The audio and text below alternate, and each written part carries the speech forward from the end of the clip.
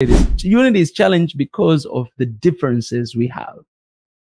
So some of us look at these differences as the means of us not be able to be united. A leader is supposed to be a servant to the people that you lead, not a master. But in Africa, if you're a leader, you are a master, you are a lord. Something wrong in African government. People are not supposed to be scared of their government. You guys, government is supposed to be protecting their people. No. I'm saying no. It's not right. You understand what I'm saying? No, it's no. Hear me out. I'm saying it again. No. Media are supposed to be holding the government accountable. Not because they hate government, because they hold them accountable.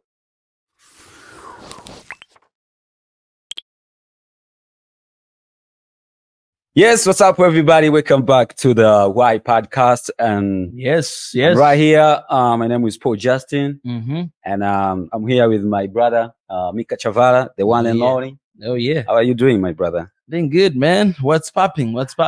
Great. Congratulations with your new show. The new show? Congratulations. Which show are you talking about? The Street Parliament. You mean Bunge la Kita? Bunge la People, Kita. they have to know that in Swahili. Bunge la Kita. Yeah, man. Mwezi mwingi sana. Namshukuru Mungu. We thank God. Yeah.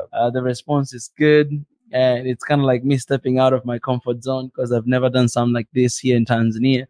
Going around the street, talking to my people, asking them questions about their country and what they want. So it's good, man. It's good. That's awesome. Pia. Congrats.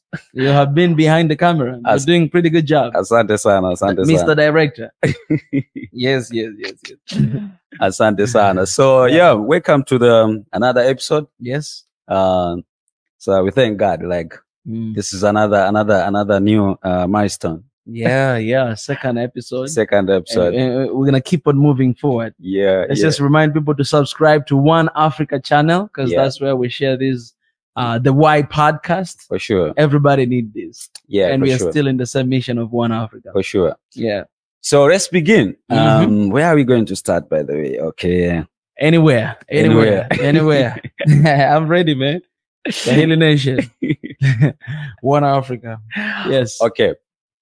Since you say Swahili Nation, One Africa, why Swahili Nation? Why Swahili Nation? This is Why Podcast, right? Okay, why? Yeah, this is Why Podcast. So why Swahili Nation? Swahili Nation, I wanted to create another country. Another country away from the countries we know. Okay. So Swahili, basically, because I remember what Nyerere did. Nyerere did such an incredible job to unite more than 121 different tribes to be one people, one Tanzanian, and he used that by influencing every single Tanzanian to speak Swahili language. And as a result, if you have people who are speaking the same language or common language, the result is unity. There's no other thing than unity. You know what I'm saying? Like it's very hard to be divided if you speak the same language. Remember even the story of Tower of Babel. Those guys that were trying to reach out to God and they were speaking common language. And God, he said this, that in order for me to stop them from achieving their goal, I need to confuse their language. And that was the beginning of many languages in the world, right? So this is just to tell you, when people speak common language, they can actually be united because they understand one another, right? And so because of that, I was thinking, how can I unite Africa? Then I took that idea of Nyerere, like Swahili, I put it there as Swahili. And then nation, because at the time I was living outside, away from the continent, I was thinking about bringing all Africans together from the continent and outside the continent. Then I realized that I have to create a new nation, a one nation, one Africa nation. And that's why I called it Swahili Nation. Also, because I'm coming from the East, I'm coming from the Swahili culture. So I wanted to add my culture there. I did not want to forget the test. So the literal meaning of Swahili Nation, it means one nation. That's Swahili represent the language that unites all people together. And that's where it came from. That's great. Yeah. That's awesome. I just come across with some comments on social medias. Some people are just like, how do you call yourself, or your channel, you said it's Swahili Nation, and then you're using English language. So oh yeah, I think that's the total meaning why you are just saying it's Swahili Nation. Yeah. Actually, that's actually another question. We're using English right now because majority of Africans speak English. Oh yeah. And if we want to have a one nation, then we have to reach out to as many Africans as we can to unite our people. Majority are speaking English, and then the second language is basically Swahili, and then you have French, and other languages. That's why you see we have like shows like Bunge la Kita, to include all Swahili speakers who cannot speak English, and perhaps in I don't really want to add another colonizer's language like French and all this stuff, but I think that's people who understand what we're fighting for, they understand why we use English. That's great. That's but great. The goal is to use Swahili one day, but we cannot use Swahili right now because people, they might not understand us. So that's why we have this mixture of all the languages. Oh, yeah. Okay. So are you a Pan-Africanist, or just someone who loves only Africa? Yeah. I always address myself as an African. Because I don't really like labels, to be honest. Even though people, they call me Pan-Africanist, and it's not a bad thing to call me that. And do you see yourself as Pan-Africanist? No, I see some elements of Pan-Africanism as well, because Pan-Africanism basically is, believing in the unity of the continent. That's the spirit of Pan-Africanism, and that's what I believe. So, but I just don't want to put myself in one cage. That's why I call myself, Al-Kebulan, or African, someone who loves Africa with everything in God, because there are people who do not believe in the ideas of Pan-Africanism. Not because Pan-Africanism is bad. No, it's beautiful. It's wonderful. Everybody should believe in that. But for those who do not believe, I want to reach out to them. But if I cage myself in this one category, there's some people who will oppose me simply because I call myself Pan-Africanist. Right? So people, they might call me that, and it's fine. It's okay. But more than that, I call myself African. I call myself someone who loves, this continent, I would say, because it was never used to be called Africa. So someone who loves this continent with everything God, and he wants the best for this continent. Yeah, so that I'll be able to reach out to as many people as I can. Oh, that's great. That's why even when I was preparing my question, I was just picturing you as a Pan-Africanist. That's real. Well, that's good. Oh, that's good. Yeah. That's so good. Let's go to the question. What, in your opinion, are the biggest challenges facing African today, and how do you propose we address them? Yeah. By the way, guys, I did not see these questions. He's surprising me right now for the first time. That's why, just saying that I was picturing you as a Pan-Africanist. Exactly. And I had to write down those questions. Yeah. Wonderful. Wonderful. I love these questions because I think I've been asked a lot of times, what are the challenges that are facing Africa today? Your opinion and the biggest challenge facing African today, and how do we propose to address them? Yeah. I think the biggest challenges that Africa is facing today, for me, I would start with my vision. I think I would say that, unity. Yeah, unity. And I know some people believe that Africa is united, but I don't see us there yet because of the work we are doing. You see the comments right now. I mean, sometimes, and you see how opposition we get sometimes when we visit different countries. And I think that is the biggest challenge, because the challenge of economics, the challenge of poverty, the challenge of diseases, the challenge of instability in the continent, like wars and conflicts here and there. All of these, I think the root cause analysis is unity. Like, if you break it down and look at where is the source of all of this stuff, I feel like it's unity, because unity is strength, right? And when the bond of two people cannot easily be broken, that's what the scripture says, actually, in the book of Proverbs. So I believe if Africa comes together, and why unity is challenged, I would say this: unity is challenged because of the differences we have. So some of us look at these differences as the means of us not be able to be united. And some of us look at these challenges as the tools of us be united. right?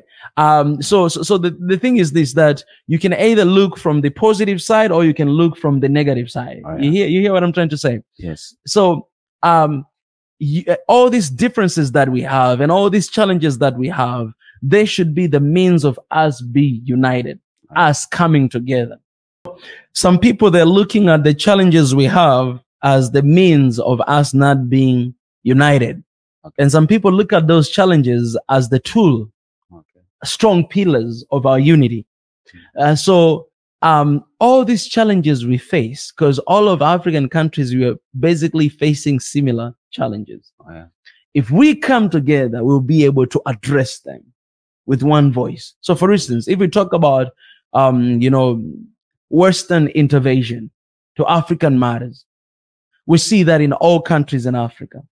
How can we address them? If one country address them, it's not going to be able to stand.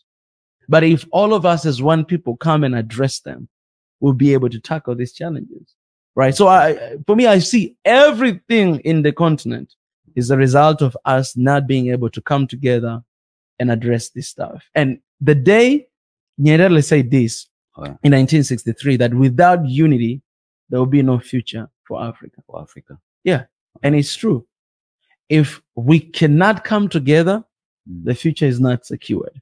But if we can come together, all other challenges, for instance, Sudan today is struggling with war. Congo, the same thing, right? Conflicts all over the continent. Why don't we come together? We have one army, we tackle those stuff. We beat the heck out of these guys who are unstabilizing our countries. Oh, yeah. It's very easy. So for me, to be honest, I just categorize it in that one answer. It's unity. That's great. Actually, you just reminded me yesterday, I saw a video of President of Zimbabwe, if I'm not mistaken. President of Zimbabwe, he is in Russia. He's in Russia right now? Yeah, and he was talking to President of Russia, Putin, and he was explaining how Malawi and Zambia, like he was explaining to him, like he was trying to complain that Western countries are using Zambia and Malawi to put down Zimbabwe. So he was trying to convince Putin so that he can come to support him in Zimbabwe to defeat his fellows, Zambians and Malawi. And that is crazy because Zambia, Malawi, and Zimbabwe used to be one country. And he was explained by that in that scenario that we used to be one country. And exactly. So today you even find like your neighbors are trying to put you down. And you have to go to Russia to ask Putin to come and to help you. That's ridiculous. That you as neighbors, you cannot come together and be like, you know what? Let's change these things. Let's stand together.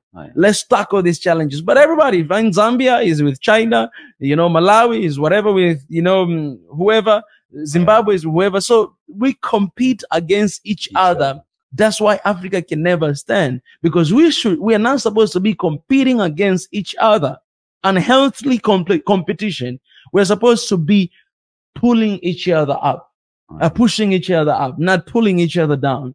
We're supposed to be promoting one another, advertising one another. We're supposed to be working together as one people, as one strong army, one strong currents, one strong people, one strong, you can talk about anything, one strong phone call, one strong passport, no visa. We are supposed to be working together to tackle these challenges. But if we do not work together, we're not going to stand, because Zambia, Malawi, Zimbabwe used to be one country. If today they're working against each other, they're not going to stand unless they're going to go back to the beginning of Africa before colonization and stand together as one people. Yes, you have different governments, but you can do something like Niger, Burkina Faso, and Mali. What they did, they came together and be like, we're one people. Yes, different countries, different leaders, but we have the same agenda. That's what the European Union did as well. They don't agree on everything, but they came together and say, you know what?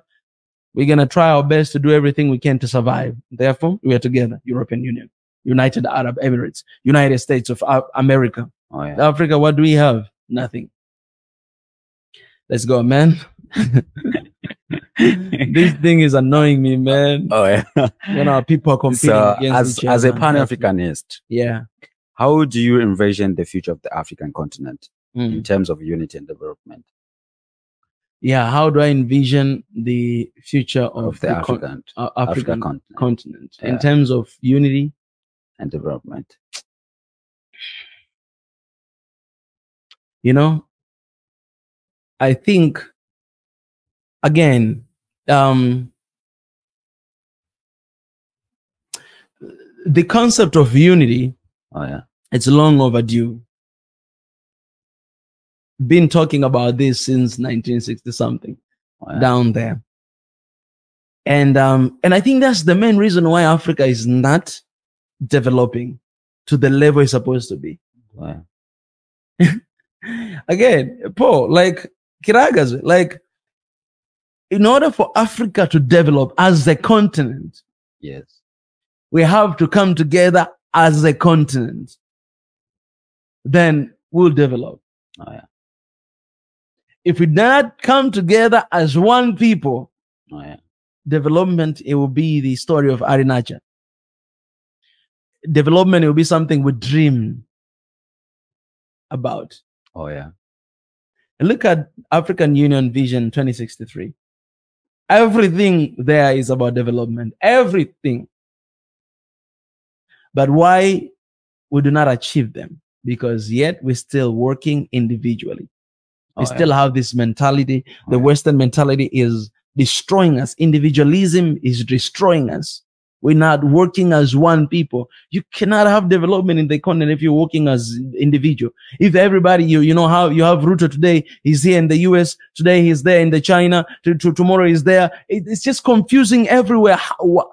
Why we cannot come together as one people and decide on the same matters, that now we need to improve infrastructure of this continent. Okay, who are we looking at? Who are we going to unite ourselves with? Who are we going to partner ourselves with? And let's develop in our continent. Let's build railways across the continent of Africa. Let's build these roads. Let's do this and that. Let's have Pan-African airlines. You know, today in 54 countries, you might have like 54 different airlines. Yeah, it's good for competition. It's okay. Do that. But why can't we have the single African airline that is going to promote our people and compete with the airlines, you know, in the world?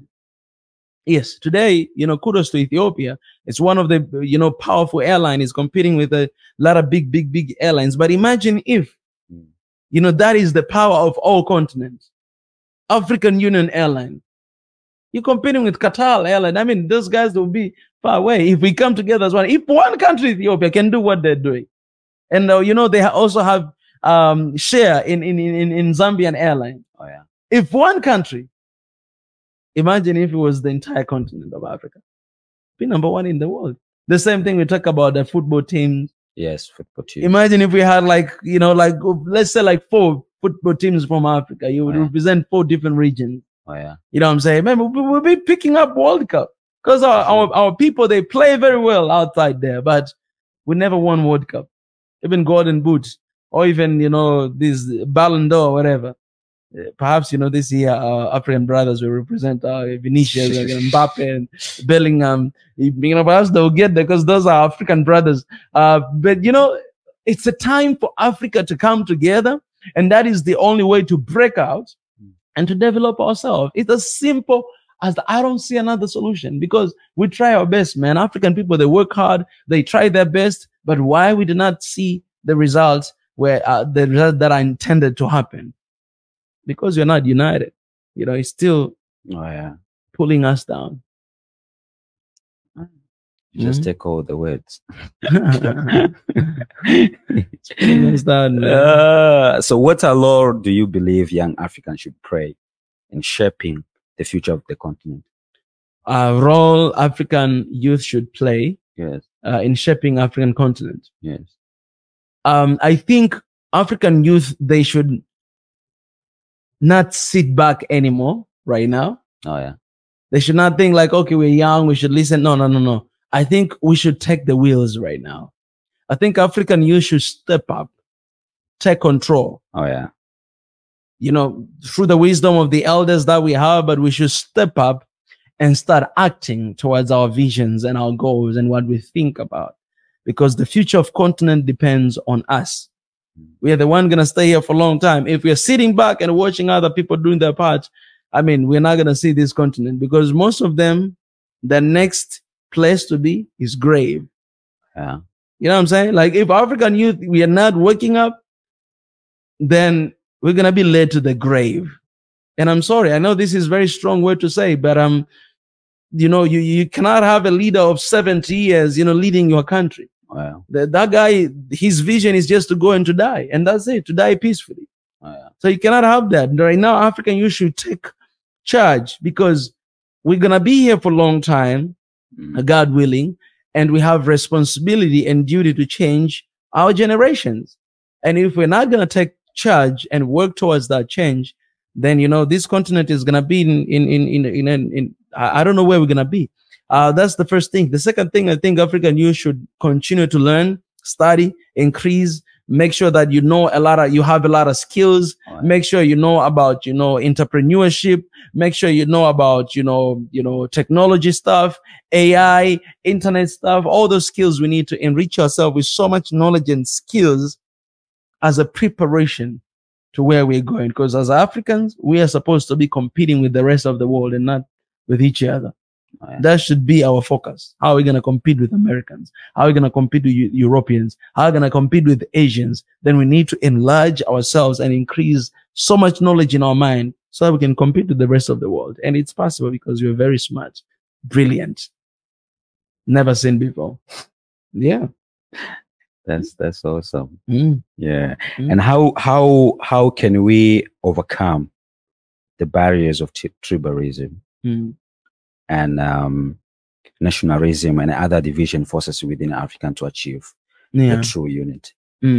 How can we overcome tribalism? Man, that's nationalism, you know. Yeah. And that's what we have in Africa. Yeah. We have this kind of nationalism, like we don't see ourselves as a friends. We just put us like we are competing each other. And that's why even when things like that happen to Malawi and Zambia, we just run to our neighbors to ask them to come and solve our own problems. Yeah. So how can we achieve, you know, true unity? I think that is very simple. It's very simple to talk about, but I'm pretty sure, you know, working towards it is not that simple. But if you're listening to me, you have to think about this, that the country you have today, the name, the borders and everything, it was intentionally named by someone else who is non-African just to divide you and to conquer you. The borders we see in Zambia, Malawi, Zimbabwe, they were initiated by someone called, you know, Cecil Rhodesia, something like that, who basically just wanted to divide the people, to conquer them. You go to Congo, you see the same thing. Go to Ethiopia, you see the same thing. You go to different countries, you see the same thing. That was the agenda, to name this continent, to divide this continent, and to rule over you. Right. So today, yes, you're proud of your nationality. That's cool. You should be proud of that. But let me tell you this, those borders were not created by ancestors, were created by someone else who had different agenda. So we should go back there to know that we actually one people. You remember when we went to Zambia, we saw the entire continent in Zambia. Yeah. Here in Tanzania, you know, the same thing. The same thing. People from all over the world, they're here. Right. You go to Congo, you go to Rwanda, you go to whatever. They're everywhere, from everywhere in the country. Why? Because we are actually one people. Right.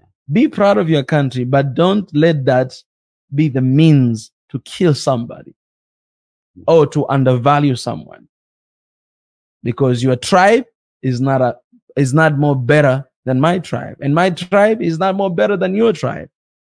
Your tribe is special in your own way. My tribe is special in my own way. Your country is special in your own way. My country is special in my own way. At the end of the day, we're all one people in the same continent, wanting the same thing, the best future for our children. Oh yeah. So all this rage and all this anger that is being infused in us because of our nationalities, because of our tribes, cut the nonsense. That is bullshit. We should never look at that. We should look at our neighbors as brothers and sisters, because Africa is one big continent with 54 different children. I mean, with 55 different children, 54 countries in the continent, and one diaspora all across the world. We are one people. We're the same children from the same father and mother.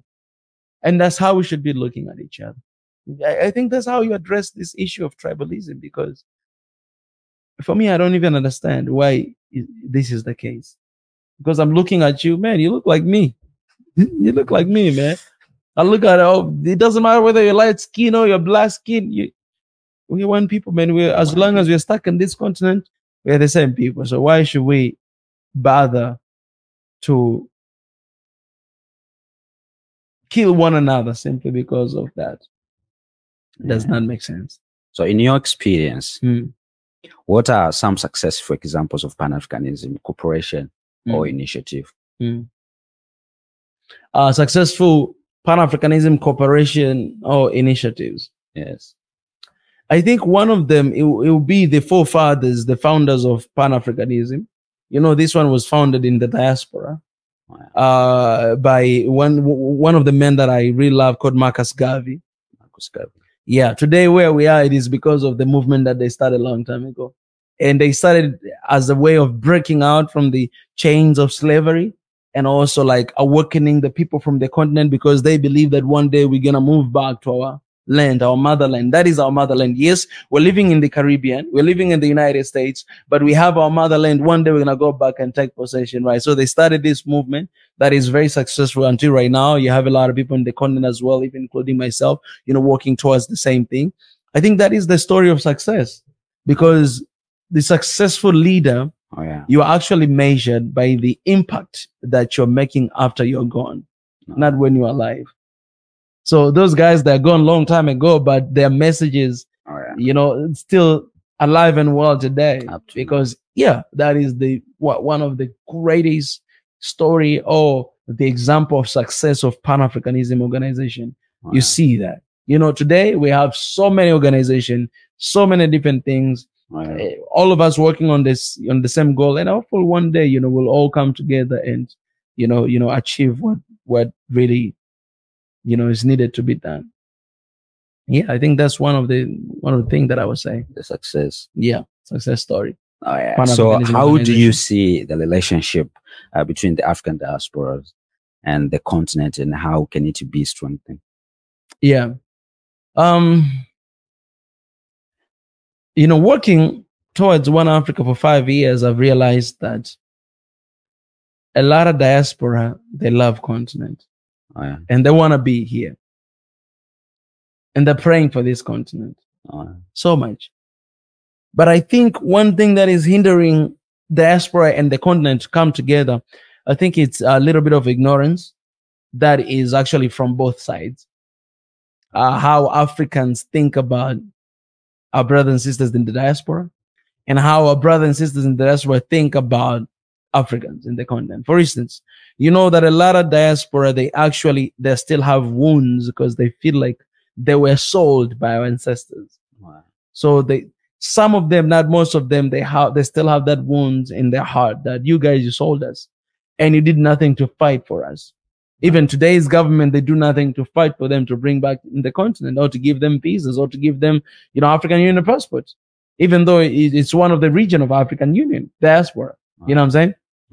So because of that, I think diaspora think like you don't really care for us. You just want our money. You just want us to invest in your country, to pay taxes for you guys to get money, but you don't really want us. You don't do nothing to fight for us. And I understand for those who have that feeling, because it is true. But I was so glad when Yoweri Museveni, he apologized for solding our people. Because a lot of us, we keep saying that, you know what, our ancestor did that, not us, and some of them, not all of them. But no, we must be accountable and take that responsibility, not only to apologize, but to take the active steps, including giving them passports, African Union passport, and giving them land here in the continent for them to come, to invest, to live, and to start their families here in the continent. And in the side of and I understand that is not as easy as it sounds, because they come with different ideology, they come with different agendas, they come with different, you know, whatever thoughts. You know, some of them might come here with the agenda of LGBTQ, you know what I'm saying? I think that is not part of our culture. It's not something that we promote. No. When you come here, the message is forget about whatever you learn there, because here is different cultures, different countries. You know what I'm saying? So you should come. I always advise my friends that when you come to Africa, come with your mind empty, in order you can learn, from the continent. Forget about the movies you watch. Forget about the stories you've been told, because all of them are lies. Come here and start learn from the beginning. Learn the local languages, connect with the people, and understand how people live and their culture. Embrace their culture. Don't bring something and trying to impose in the culture that has been here for years. No, the continent is going to reject you and is going to kick you away. And for the people in the continent, it's simple.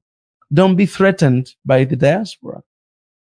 Because as much as you do not know about them, they also do not know about you. So we need each other to come together, to learn from one another, and to bring that synergy between them and us.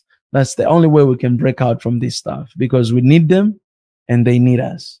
And this is their motherland. So, you know, why not coming together? That's great.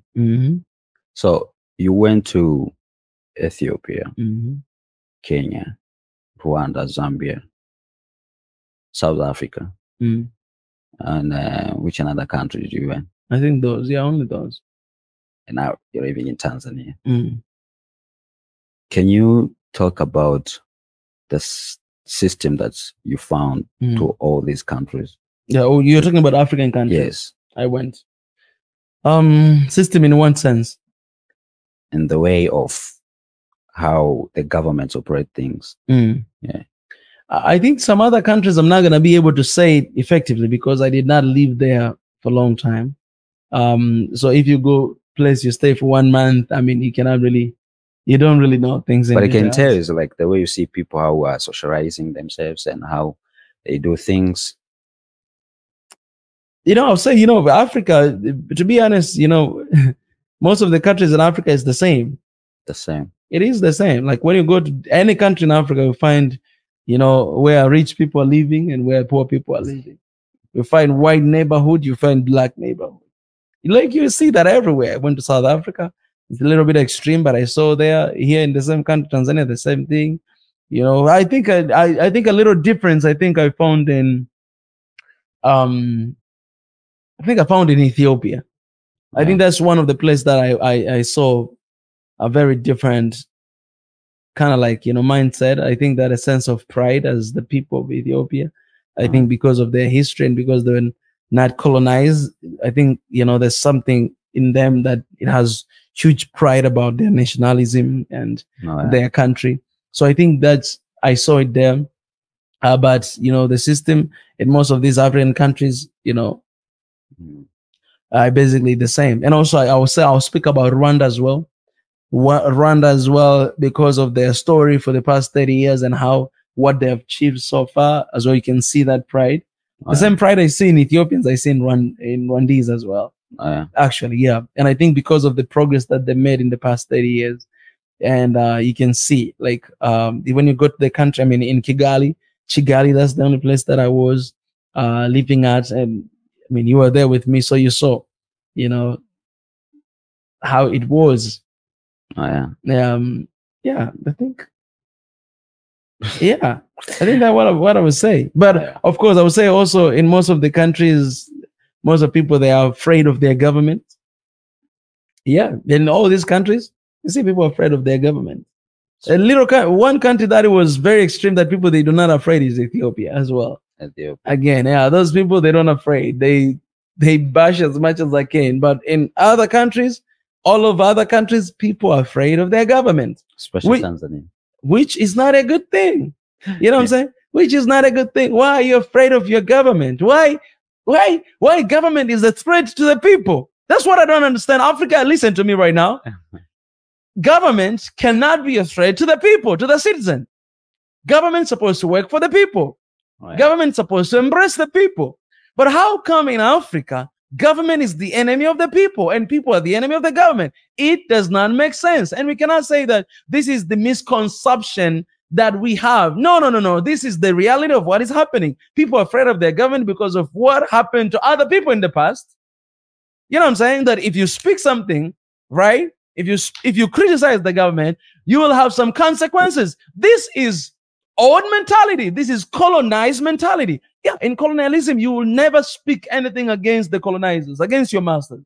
Oh, thank God for reminding this. We are still colonized in the continent. The difference right now is that we don't have a white man in the seat. No, we have a black man who look like you colonizing you through the system that is called government. Government's supposed to be friends to the people, supposed to work for the people. But why in the continent of Africa people are afraid of the government? That they will be killed, they'll be taken away, they'll be cut out, their account will be locked down. Why people are afraid of their government? This is something that's supposed to be worked on. No, it's not a beautiful thing that people are afraid of you as a president or as a prime minister or as a minister or as a member of the parliament or as the chairperson. It's not something to be proud of. It's something to ask yourself, what is that thing you're doing wrong? Why people are afraid of you? I'm sorry, I'm raising my voice because this is very annoying. I mean, I'm walking around the street, not only here in my country, in all African country I went, people are afraid to speak about their government. No, this is not right.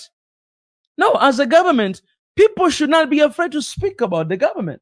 That's why I don't understand. That's why people, they're looking at me and they say, Mika, what you're doing is dangerous. Simply because I'm speaking about the government? Oh, yeah. People that don't talk about the leaders. Don't talk about the leaders. Who are the leaders? Are they God? No, they're human beings. They need to hear our opinion so that they may shift things. When they do something that are right, we're going to compliment them and we're going to say kudos to what you're doing. If they're doing something that we think is wrong, we're going to talk about them. We're going to say, hey, you need to change what you're doing. It's not right. We are the people and the government is the people as well.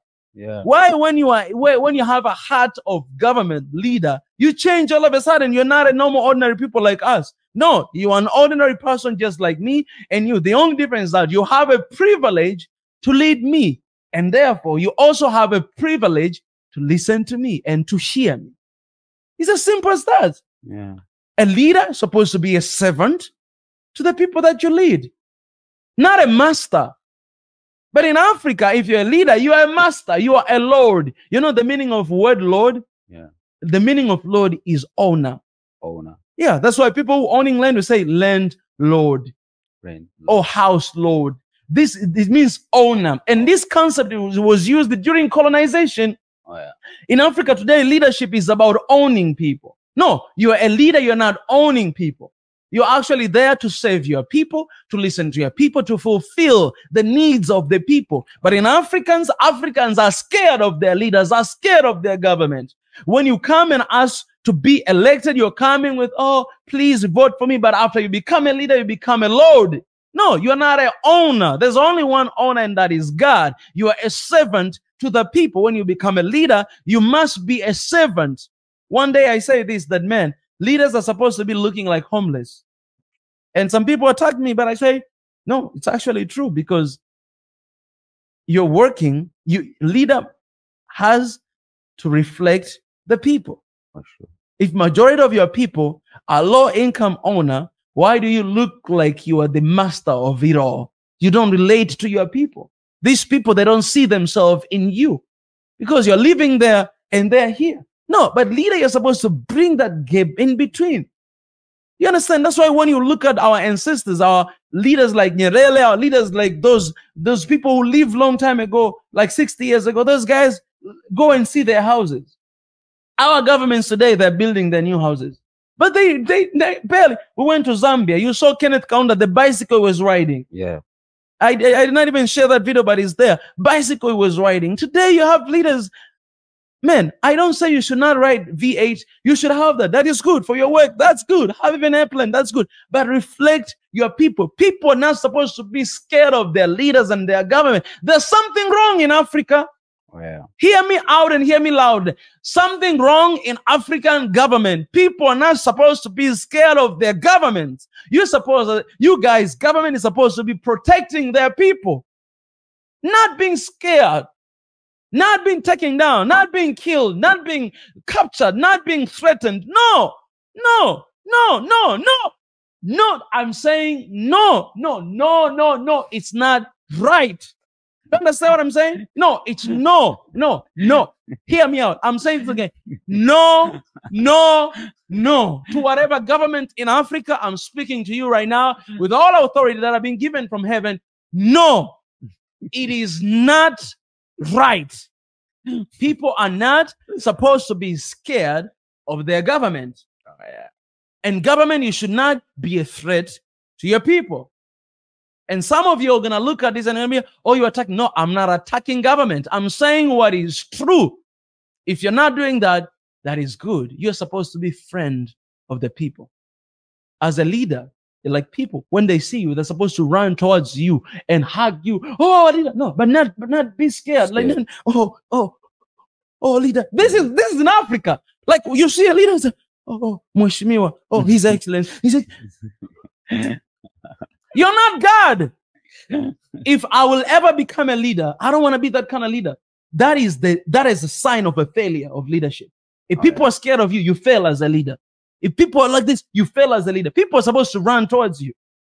Even in your house, people are supposed to come to be knocking at your door. Hey, we need you. You need to be a man of the people. That's a leader. That's a government. Government of the people. Not government against people. Today, government is there. The people are here. I'm talking about the entire continent of Africa. I've seen that everywhere. Man, you ask me something that is dear to my heart. I hate that. People, they have a lot of things to say. You know that, Paul, when you walk around the street here and in other countries, they have a lot of things to say, but they don't say it. They're afraid. They're scared. Why? People should not be scared of their government. Why? What do you have to lose? Why government is so scared that, we're going to lose something and people say, no. Let people talk. Give people freedom to talk. That's what people need. Actually, let me tell you something. I've realized that people, they don't need anything else. They just need freedom. Freedom, yeah. They just need freedom. Yeah. People might not have water. Yeah. They might not have electricity. Yeah. They might not have anything, but they just need freedom to talk about it. Yeah. Let people talk. That's it. In the entire continent of Africa, I'm talking in the entire continent of Africa. Just let people talk. That's it. Oh, yeah. Leave them. Freedom. Give them freedom. The media in Africa, leave the media to talk. Oh, yeah. The governments in Africa, they own all the medias. Therefore, there's no credible media. You are a journalist. There's no journalism working in our continent right now. No clean journalism. All of them are owned by the state. There's no such a kind of thing. There's no journalism. In the continent in Africa, there's no journalism. You studied journalism, you are a professional. There's no such a thing. No such a thing in Africa. No such a thing. You cannot have all the medias complimenting the government. No, it is not right. Only you find in Africa. Only in Africa, guys, only in Africa. You cannot have all the medias complimenting the government. No, something is wrong. I'm sorry, guys, I'm raising my voice, but something is wrong. Something is very wrong. Oh, yeah. Media are supposed to be holding the government accountable. Not because they hate government, because they hold them accountable. They hold them like to their promises, accountability, that you promised to do this, you're not doing it. Why? Today, no credible media you'll find holding the government. All of them praising the government. Is government God? No. We only praise God. You do something good, we praise you. You're not doing something good, we question you. And we remind what is your duty you're supposed to do. That Africa, hear me and hear me loud. I'm not the enemy of any African government. The matter of fact, I am surprised that the governments invite me to their countries. I've been invited again, to go to Ethiopia by the Foreign Affairs. Oh, yeah. But I share a lot of videos questioning the government. And that's why I love these countries. Because no matter what I say, they keep inviting me. Because they know my intention is not to attack government, to hold them accountable. And I'm not even coming from those countries. But I love this continent. You understand? We went to, we went to Rwanda. We went to Zambia. I went to South Africa. I went to Kenya. But you see what I talk about, Ruto? Oh, yeah. You see, now I'm here in Tanzania. And I'm going to go to all these other countries, 4 countries in the continent. Oh, yeah. Hear me loud. I'm no enemy to anybody. I'm not sent here by anybody. I'm an African who struggled a lot through this life. And I want to see a change, and especially to my next generation. Even if tomorrow I will hold any position, become a leader anywhere, you can say the same thing about me. And I'm not going to do anything. I'm going to listen to you, and I'm going to do my best to do my best for my people. Oh, yeah. Said a lot, man. Do you have other questions, man? I think I'm done everything, man. I think we should stick on the true meaning of the government. Yeah. As the late president of USA said that the government is the government is what? Is the people, by the people and for the people. Yes. Yeah. So, and the citizen, that we should know that we are the government. Yes. Yeah. There's no difference. Like there's someone like, yes, this is a government, and but we are the government, because we are the one who put them into to be our leaders. So that's the thing. So I think there is no government without tax. No, there's no government without tax. No, everything that is being run is because of the money that the people of the government give. So those people, why they cannot talk about their government and they give their taxes? All right. It does not make sense. It should not be a threat to them because they're talking. No. And actually, that's what even you said. The only thing we citizens that we want is just the freedom. That's it. Because if you are taking my money, the tax that I pay, I should question. That's what is going on with the thing that I'm doing. Because I remember even one day I come across with one scenario, like people were paying a lot of taxes and still they're struggling with the same challenges every single day. And they were questioning in the car because it was the public transport, and they were questioning like the entire bus. They were questioning like, why are we paying such a kind of money, but still we are. So I think that's the only thing that even the citizen, they want, like the freedom to talk, to question the government, to ask whatever they have, all those kind of questions, and not like the way we are right now. Like we are afraid wherever you go in Africa. Citizen, you're afraid of the government. So for me, I said no to that, man. I ain't scared of anything. The only thing I'm afraid of, the only thing I fear is God. That's the only thing I choose to fear. And I will do whatever he asked me, he put in my heart to do it. You know what I'm saying? But I'm not going to spend a single minute or second to be afraid of the people or to be afraid of anybody. No. I was not created. I was not born to be afraid. And I'm not afraid. God is good. Then, Paul, you still have 2 more questions, but I suggest that ask me that in the next episode.